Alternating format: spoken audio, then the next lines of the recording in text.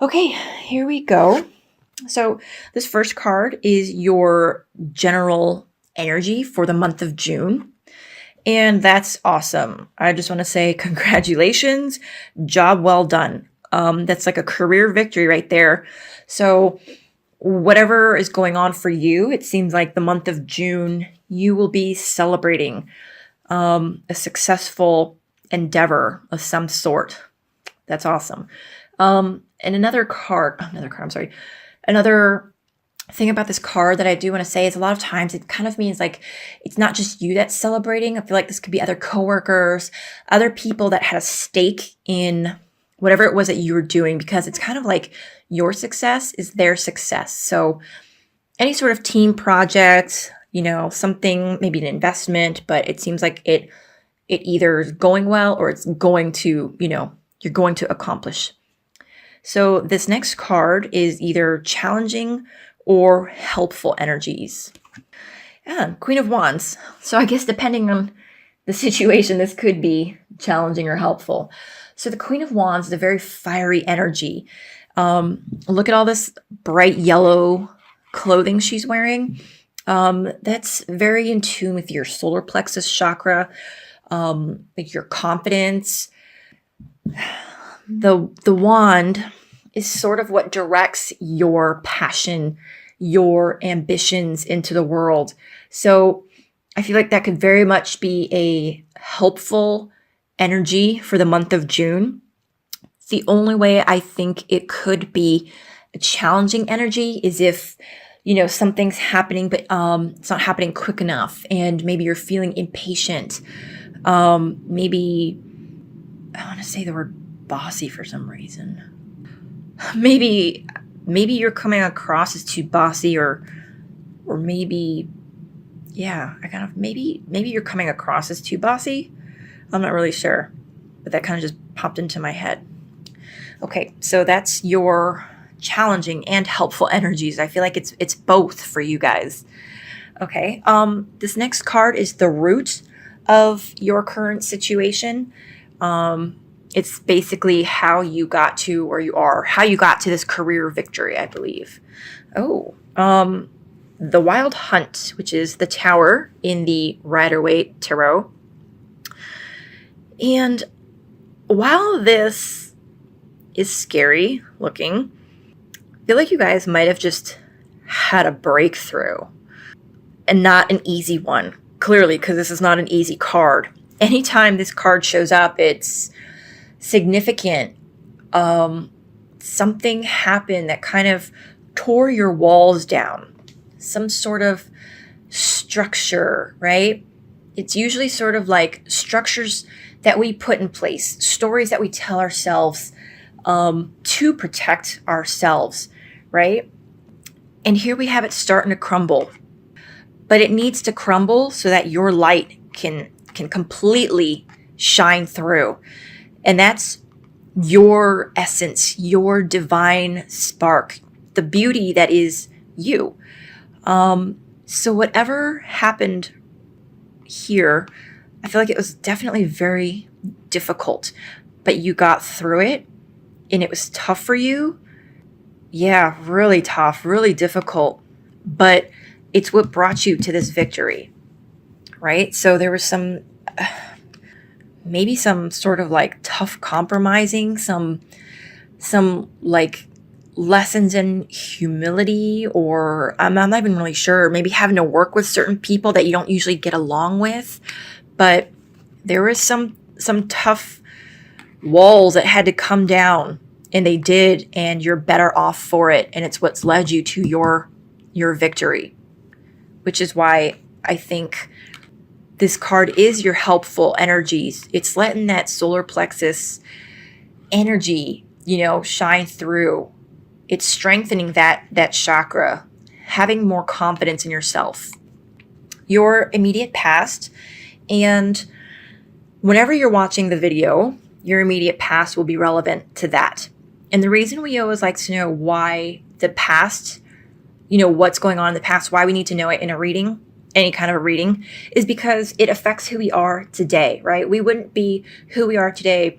We wouldn't make the choices and decisions that we do today if it wasn't our past experiences that have taught us and brought us to where we are. So there are lingering effects. Yeah, check it out. So your immediate past, this card is all about like compromise. And I understand this whole situation so far very well. Somebody I know has been very much going through something very similar.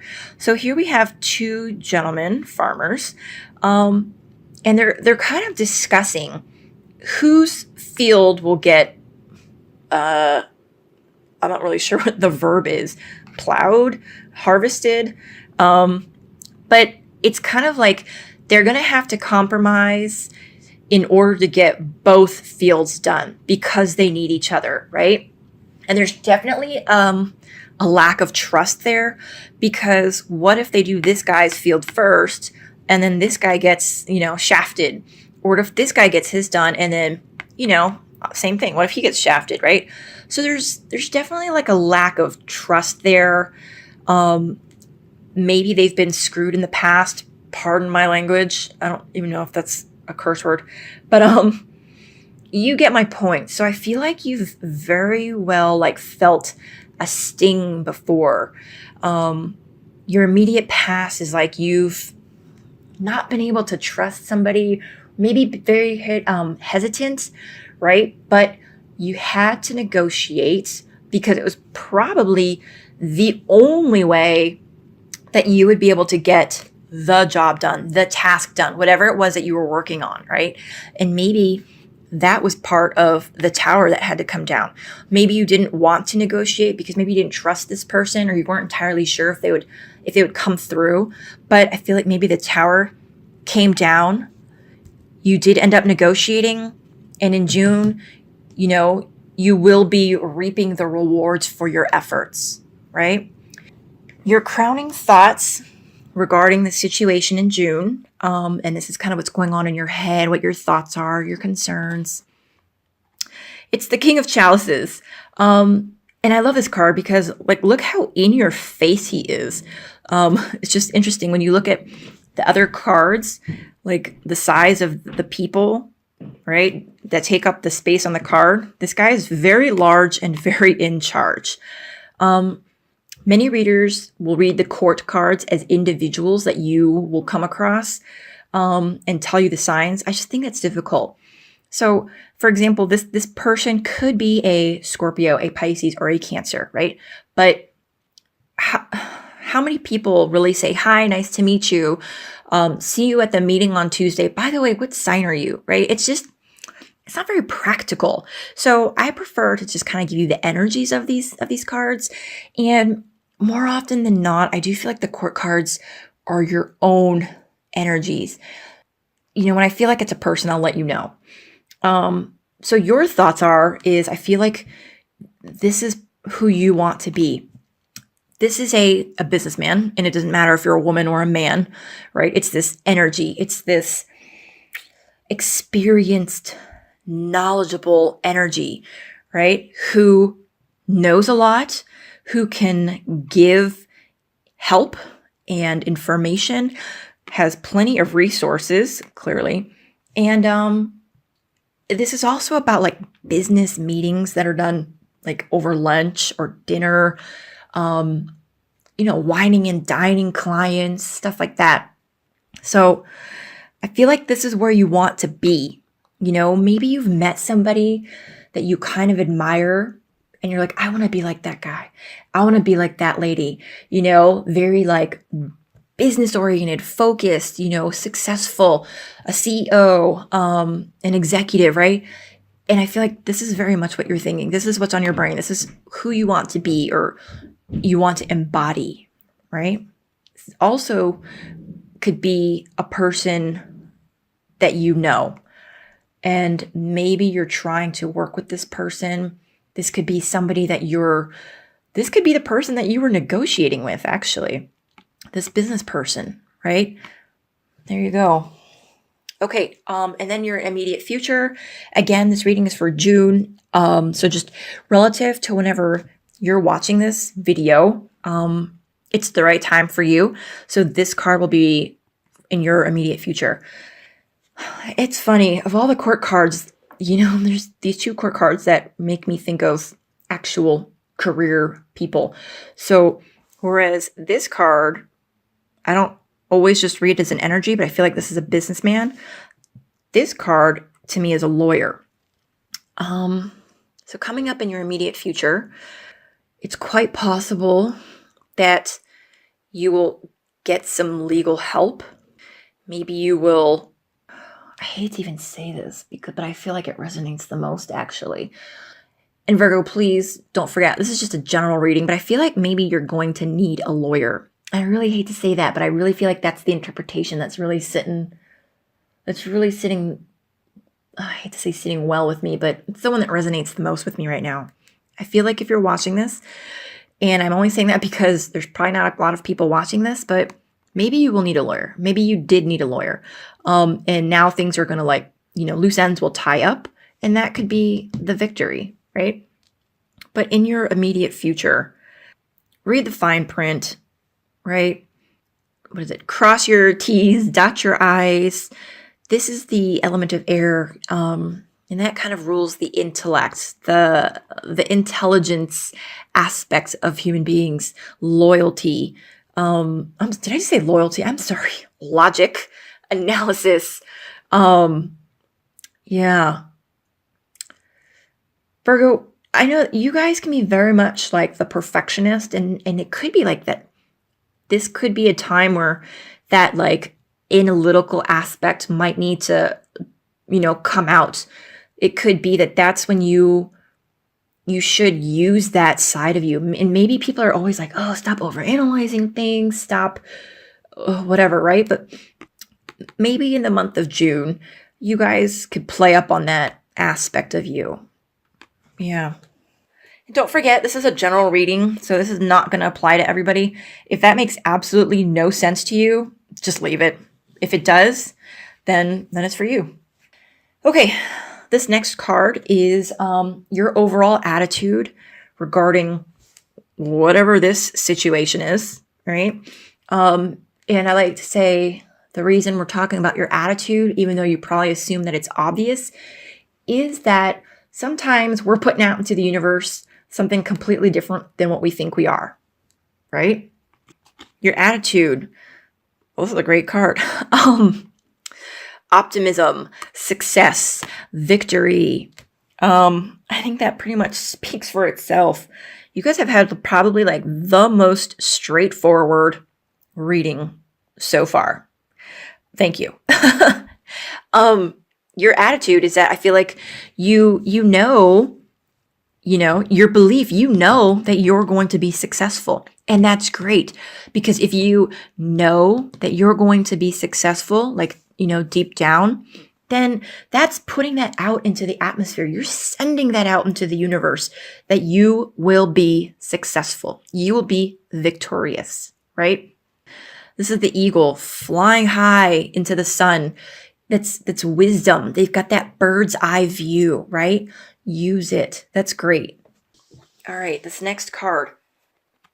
These are the energies around you. So this could be friends, like close friends, spouses, lovers, children, parents, anybody who's got an influence on you. This is their energy.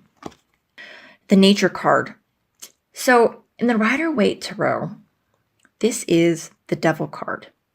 And even though it's done differently, it's got the same vibe, if you will. You're the bear, Virgo, and you kind of have an opportunity to go be free, frolic, right? And just kind of like enjoy life, or kind of follow that tendency to, you see this temptation. I mean, it's kind of funny, but it's kind of a cute card too. But there's this bear that just wants to eat this guy, right? And for the bear, it's probably like, hands down, I want that tasty treat. But what the bear doesn't see is that there's a trap. So it's not as easy as the bear thinks. You catch what I'm saying? It's kind of like the trap that sometimes we think, oh, I can do it just once, or I can do it and be okay. I can have just that one drink, or I'll be okay. I won't get hurt.